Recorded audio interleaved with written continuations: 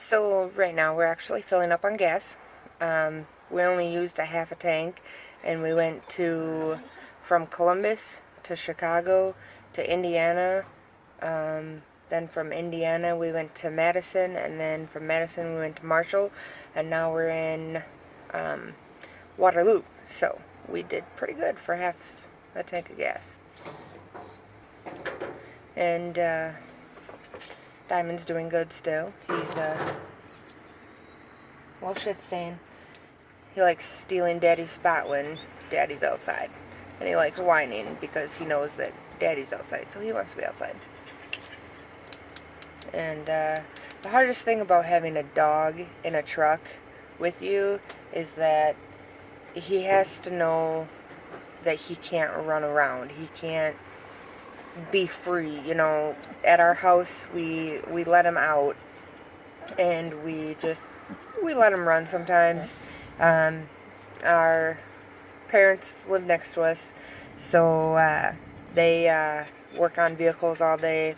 My dad has a company called Freedom Star Transportation, where he takes people to doctor's appointments, and he's got a pretty good fleet going right now. So if you ever need to get to a doctor's appointment and you're on Medicaid, there you go. Call up MTM. Anyways, so we would let Diamond out, and Diamond would just run. He's got a good yard. When we tell him to come, he comes. Never really had a problem with him. So being next to big roads, big trucks, he doesn't have the scare factor to be afraid of the big truck. He'll walk right up to it. He'll walk in front of it. He don't care. He just wants to be able to run. And that's fine and dandy, because that's actually good for coming up to the truck. And then he's small, obviously, as you can tell. He's not a big dog. So we have him put 2 of his paws up on the first step, and then we pick him up and we put him on the floor on the passenger side, and then he'll go about chewing on a bone or whatever he wants to do. So the hardest, like I said, the hardest part is he can't just run.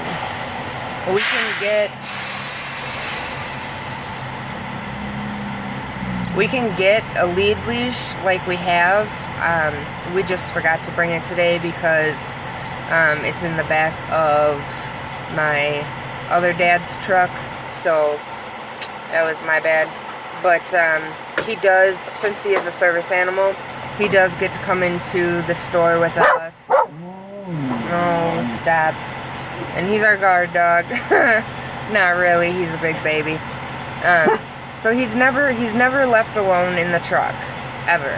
He's always with us. I mean, even I went into Quick Trip, and I went to it was a Love's, I'm sorry. I went into Love's, and I went and used the bathroom, and he came right with me. We never leave him in the truck. Not with all this animal stuff going on, and the people's trucks getting too hot, and I mean, not semis, you guys. Semis you can leave running and trust that nobody's going to steal a semi, because let's face it, how many people know how to drive a semi? Not very many. So, but even though those are factors in there where we can keep the AC on and we can keep everything running, keep it warm or hot for him, it's just the factor that I'm not ever going to leave my animal in a vehicle. Ever. Not even if I run it for 5 minutes, because 5 minutes can turn into 25 minutes faster than you can say hallelujah.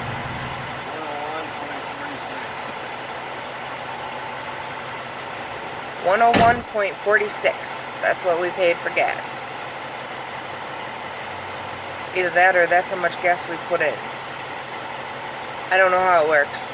I'll get back to you on that one. Hold on. I can actually check. Ouch. Oh, we put $243 in, and it was $101.46 gallons of gas, diesel. So, that's actually pretty good. Anyways, back to the whole dog scenario.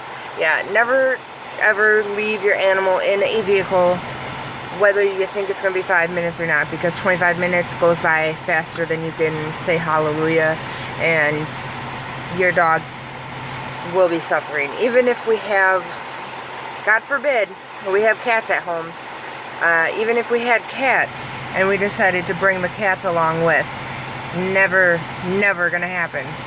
Never leave the cat in the vehicle.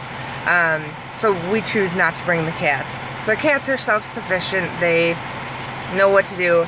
And with our parents living right next to us, then, you know, we can easily ask them. They have a key to our house, and they just go in and make sure, you know, the cats didn't dump over the water and don't have water or something like that. Make sure they have food and stuff. So the cats are actually good. We have no issues with that. Same with our chinchilla. We have a chinchilla at home, and we normally take him out, play with him, everything like that. But being over the road, obviously you're not home, you can't do those things. So you either have somebody else come in and make sure that they're doing alright, or we had an idea that if we're gone for two weeks, oh my god, for a week, that he's normally good. Normally a whole week he's good on his one water bottle and his one dish of food. And his dish of food is literally like, it's huge, you know, and it's one of those that's tied to the cage, so everybody don't freak out. He doesn't spill it or anything like that. But he's good for a week then. So we were going to put a whole bunch of hay in there, and we were going to give him 2 water bottles and fill up his food dish and give him a little extra, like, gnaw treats. And we actually are testing this theory out this week. He's sitting at home with 2 water bottles right now. We gave him a new gnaw treat and filled his dish up. And this is only 1 day over the road. So we're going to see how far that gets. And if it doesn't work, then I can't be riding over the road for an entire week with my husband. Which, I mean, sucks, but I'd rather take care of my animals first. So, yep. Right now, we are sitting in Waterloo, and then we are going to drop off in Jefferson and then go to Kenosha. So, we are far from done for the day, but just a little update for everybody. Be safe, take care of your animals, and just generally be safe, guys, especially with animals. They can't care for themselves. You gotta care for them. Alright, see you later.